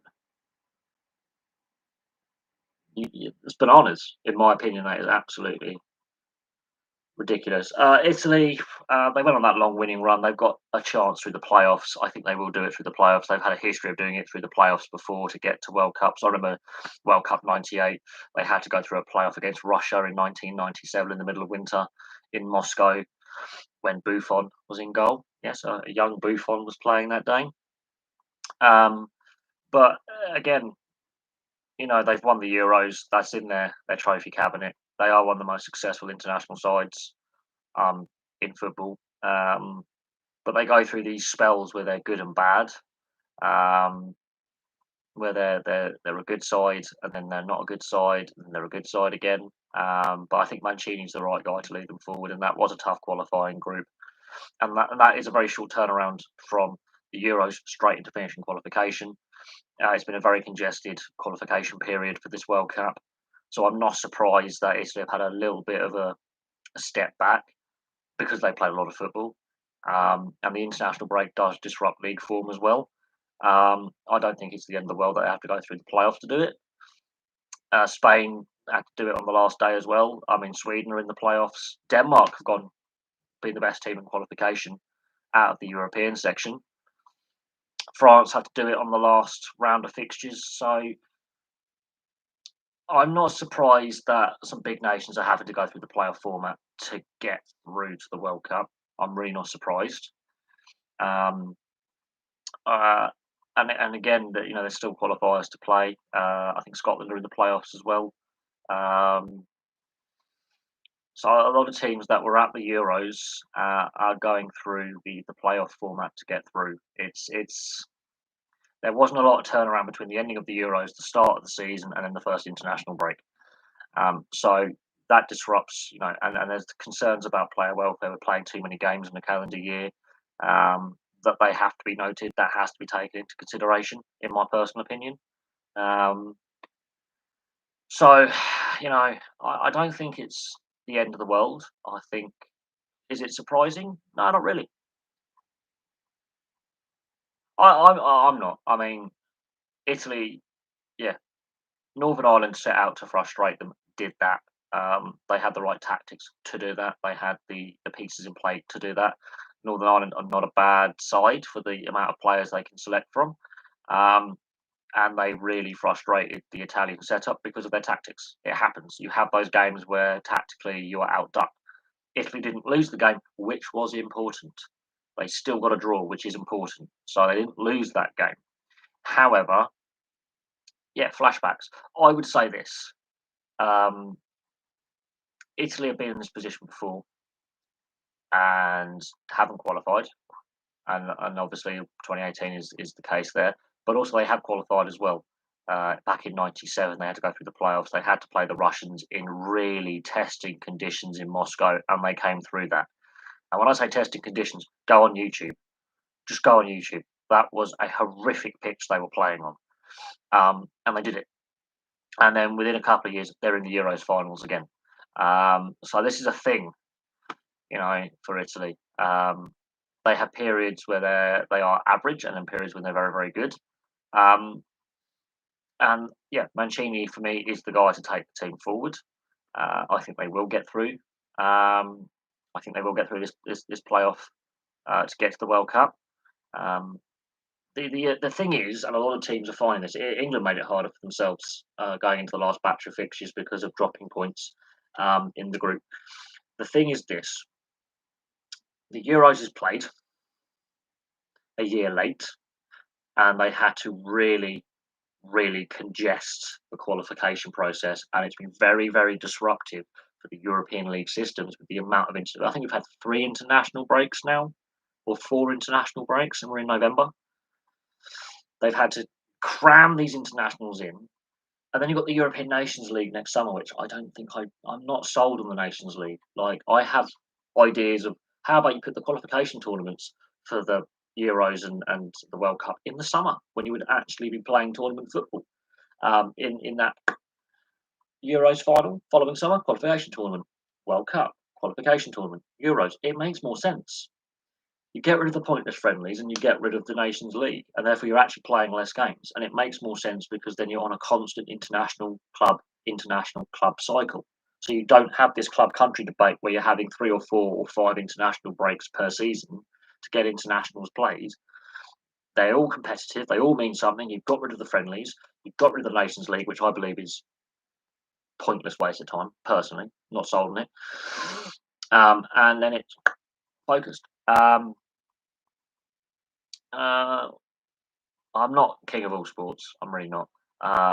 NFL, NRL, NHL, football, cricket. I don't really cover the NFL that much. I've done a few videos of Major League Baseball recently. That's shocked me. Um, I've been trying to avoid the cricket scandals that are engulfing England and Australia, although I will do the video on the Ashes, and will the Ashes be overshadowed by scandal? I think that's something we've got to talk about with what's going on with Tim Paine, the Australian captain, being stripped of captaincy due to a inappropriate conversation he had with a cricketing employee in Tasmania, and of course the scandal engulfing the England setup. I think, yeah, bigger national team: Italy, France, Brazil, England, Spain, Argentina, Germany. I think that's a dead heat there. It's a dead heat. France football isn't a national sport. Be clear on that. They have hosted World Cups, but rugby union, rugby league also are pretty popular. So is ice hockey. It's a very split TV deal, and Italy, Brazil, England, Spain. It's a difficult one because they've all been at finals. They've all won the World Cup. Obviously, we invented the sport, but I think the Italians are the best European team alongside Germany. I think that's a very tight competitiveness between Germany and Italy. Brazil, I think, have had more success than Argentina, but in reality, I think it's pretty much a dead heat. There is no way to really split those sides at international level. No, there's hardly any way. Although England and Italy have failed to qualify for World Cups, that is important to note. England and Italy have failed to qualify for major tournaments before. The other sides are more consistent in qualification. It's about in the major tournament when they fall flat. Right now, it's a difficult one. Who's the best team in Europe? And Germany are going through a rebuild. They're not as invincible as they were. Spain aren't as invincible as they were either. France domestically needs massive improvement in competitiveness. Italy doing it the hard way to qualify. England have qualified with the most goals, but the opposition we are facing will face tougher challenges when it comes to the World Cup this time next year. Argentina and Brazil. There are some other big South American sides that you fail to mention, like Chile and Uruguay in there. I think would say that they've got history as well in international football. Uh, Colombia, Peru. The South America is just football mad, and so in that case, yeah, you're missing out. It's hard to tell. If you're going by ultimate success, Brazil, Italy, and Germany are lights ahead of the other teams.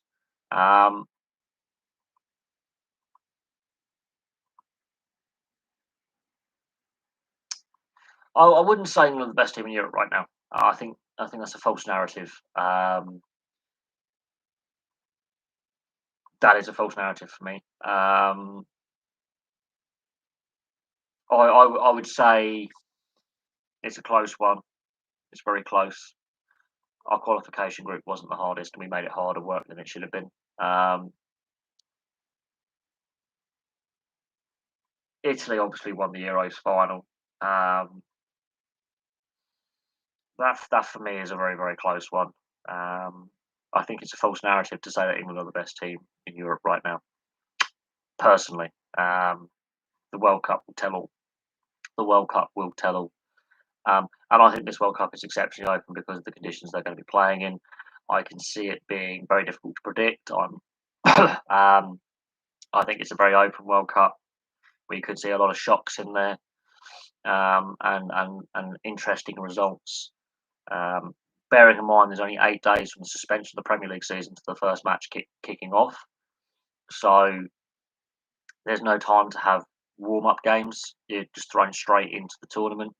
So that's going to throw a lot of teams off. Yes, there's Nations League games in the build-up, but you go straight from a league season straight into a tournament. That's going to be interesting with no warm-up games. That's going to be really, really interesting. How it all plays out when the tournament kicks off, and having them miss their best opportunity to win something with the World Cup and the Euros. Will England win a World Cup for Arsenal win the Premier League again? What was if Arsenal never win a Premier League again and England never win a World Cup again? Have you thought of that one? That's something. I think it's more likely that England win something over Arsenal winning something, and that could be the Euros, that could be the Nations League, that could be, you know, GB obviously playing the Olympics. That could be any variety of things.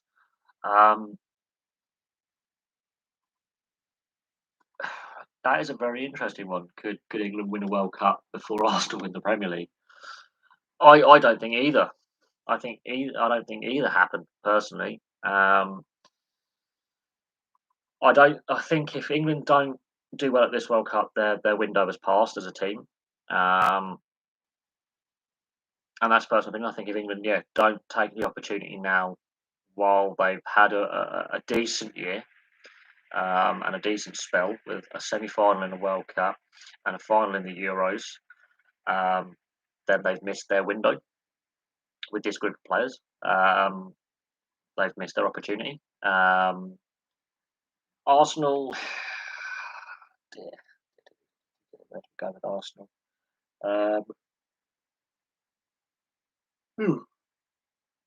Arsenal's an interesting one. They're not the side they were under Wenger.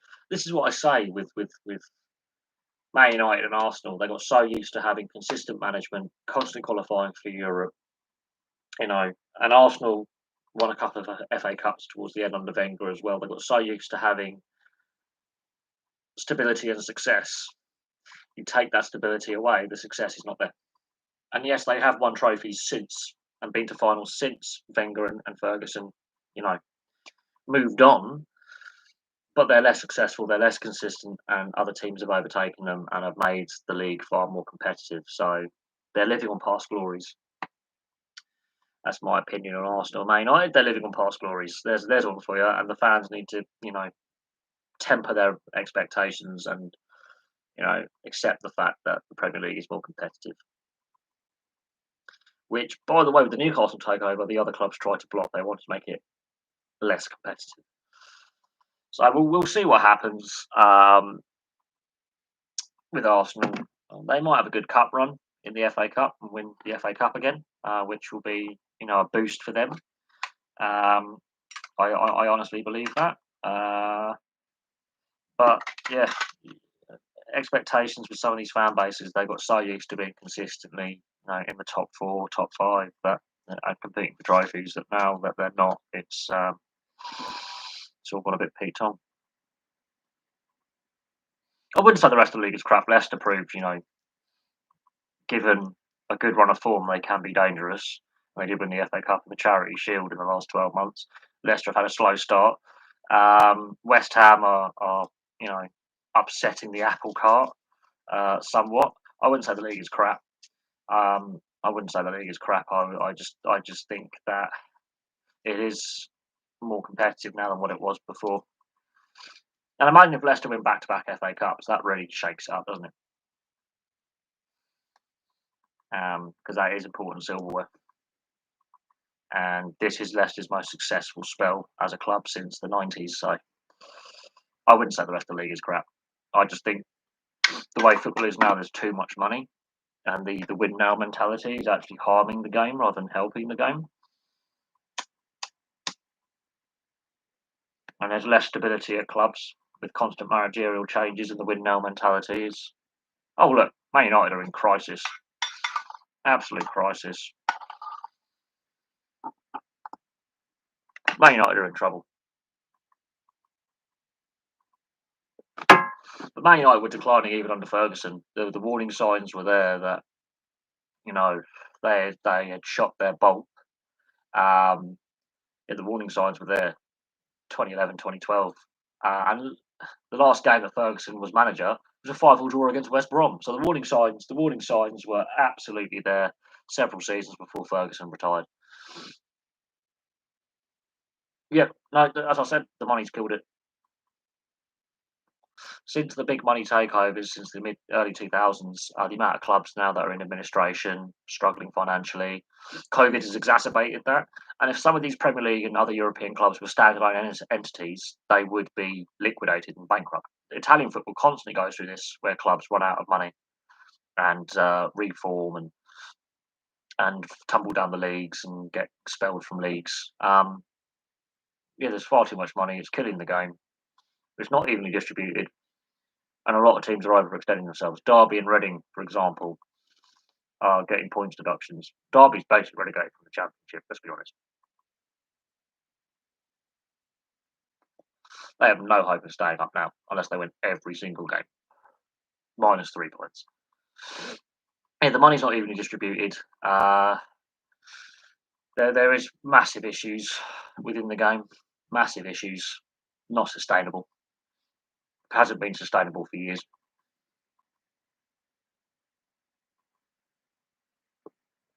I think more than that. I think Man United are in utter chaos. They haven't scored a goal. They've only scored 1 goal in 3 league games. They've lost 5-0, 2-0, and 4-1. They can't defend. The confidence is shot. The manager's on the way out. Yeah, of course the Big Six get it because it's the Big Six. They're untouchable. The FA is scared of touching them. The UEFA are scared of touching them. That's weak leadership from the governing bodies. This is where we are. But I think Serafin is the right guy to take UEFA forward. He has put a line in the sand saying, you carry on with this European Super League, you've had it. And the 2 big Spanish clubs are done financially. They've got no hope getting out of the mess they're in. Quite literally, they've dug their own grave and they keep digging. I know Spurs can't win anything. Leicester are a better side than them, with culture, with direction.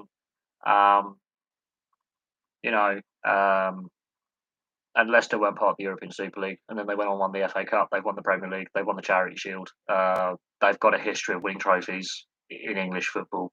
They've got a culture and directions going the right way. They voted against the proposals of Man United and put forward to shrink the Premier League and give more power to the Big Six. They voted against that. They were the first club to come out and say that they were against the European Super League format and were against that. Leicester have the right culture. Wealthy owners, but right culture. They don't overspend. They've spent a lot of money from the Harry Maguire transfer in developing the training ground, new facilities, investing in the community in Leicester. You couldn't make it up. You could not make it up. Tottenham are a delusional club, mismanaged to the core. Won nothing since God knows over a decade. 1 League Cup. haven't won the league since the 60s, haven't won the FA Cup since the 90s. Absolutely, they've had some great players. Don't get me wrong. They've got a loyal fan base. Don't get me wrong, but they are delusional. They've got no direction, none, and I can see that continue to be a problem. I can see that continue to be a problem for Spurs long term.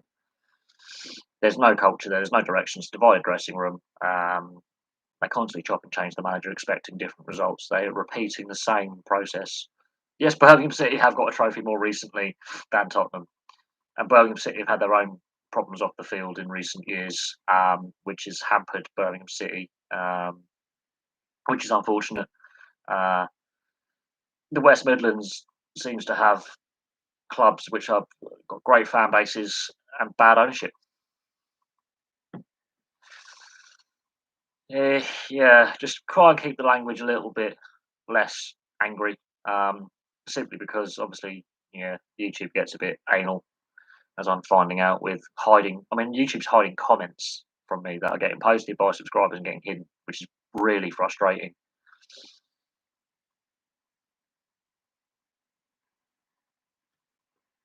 Uh, yeah, the Championship is a cutthroat league. Let's be honest on that. Um, Absolute cutthroat league. I think a much tougher league than the Premier League to manage in. There is no managerial stability in the Championship. A load of clubs are in financial difficulty in the Championship. Um, it's the way football's gone now. The Championship is so unstable. Yeah, it's the third most popular league in the world for TV revenue. Yeah, it's not getting the TV viewership globally, but the TV deal is crap, and clubs massively overextend themselves and end up in a Derby County or Reading situation where they're getting docked points. And Birmingham City have been docked points before, and there's money issues off the field with Birmingham. There has been. Uh,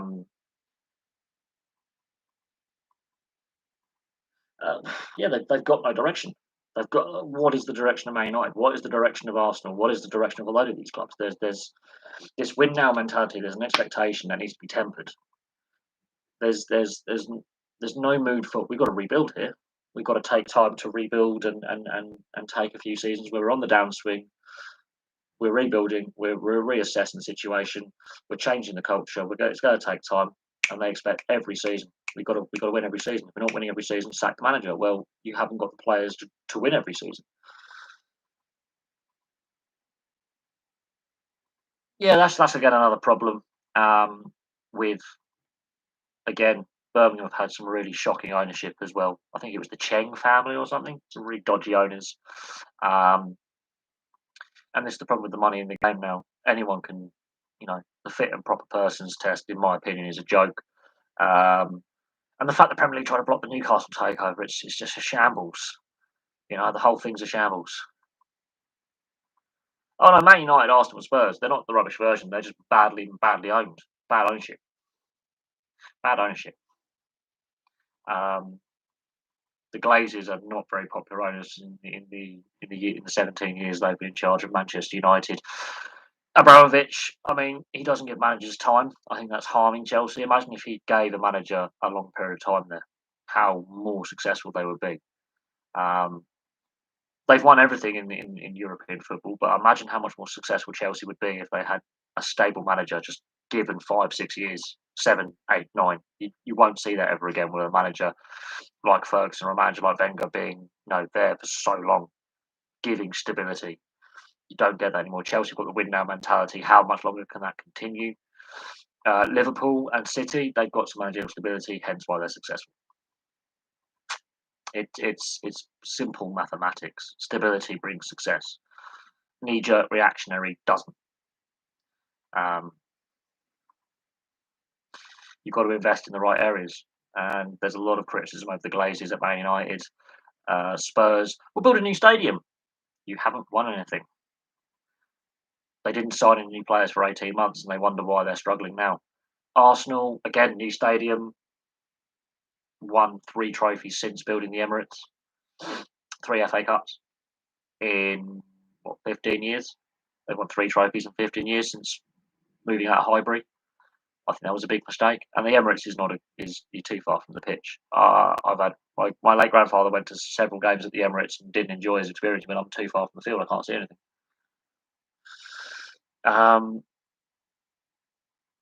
Pirlo, who was the better manager? Pirlo at Juventus, Solskjaer at Man United, or Lampard at Chelsea?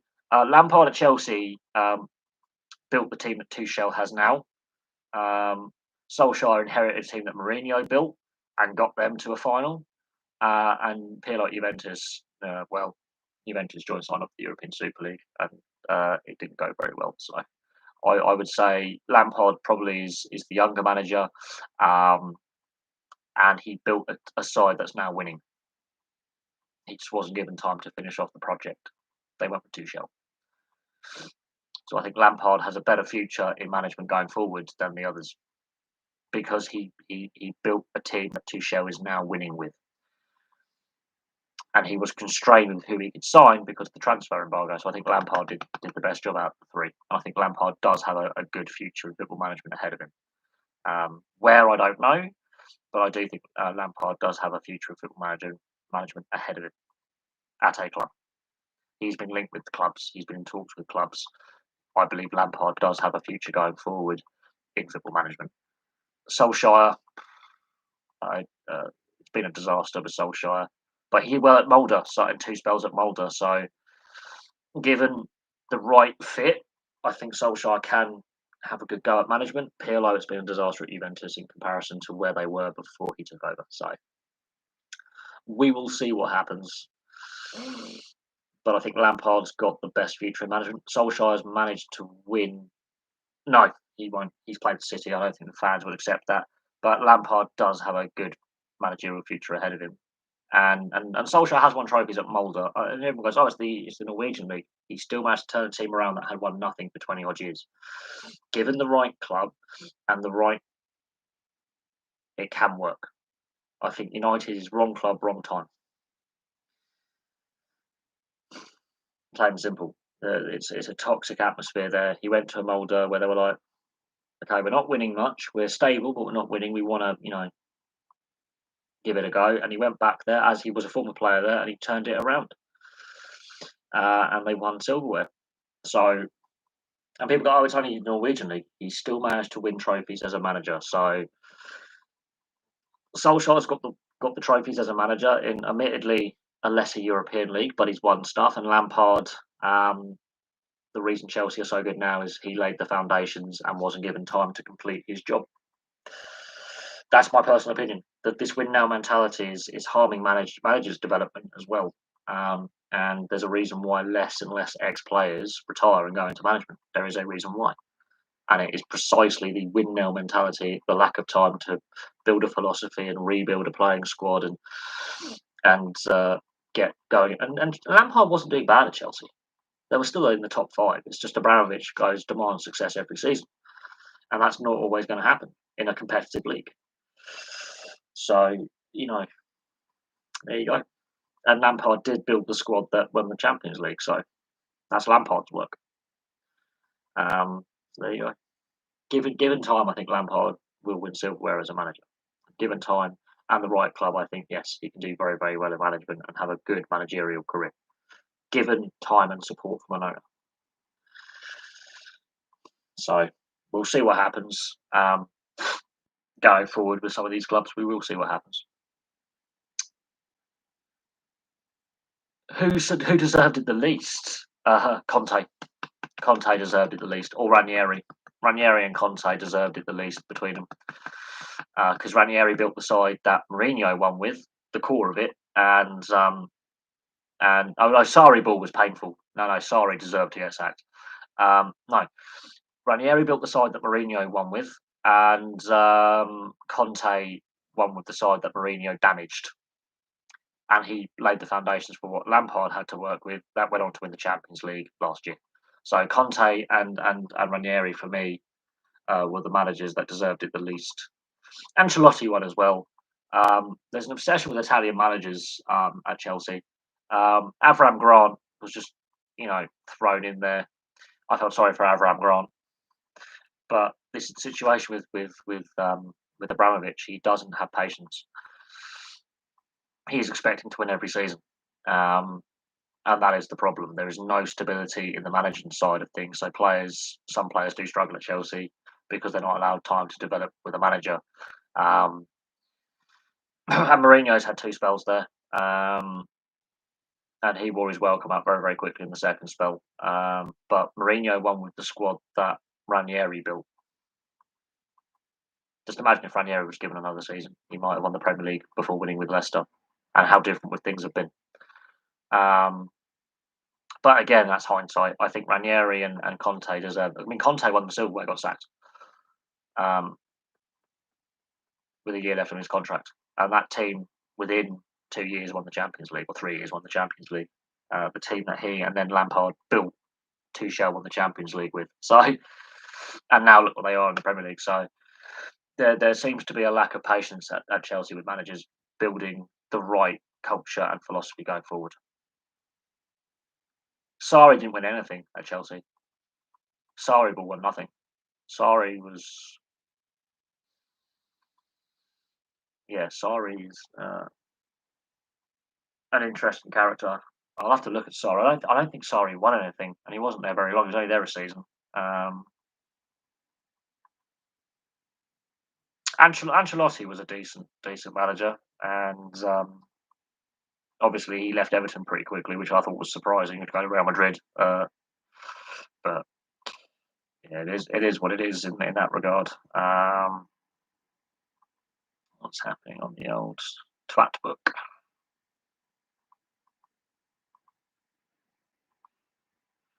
But there we go. Right, I am going to call it there. It's been an early morning live stream. I thought I'll do one.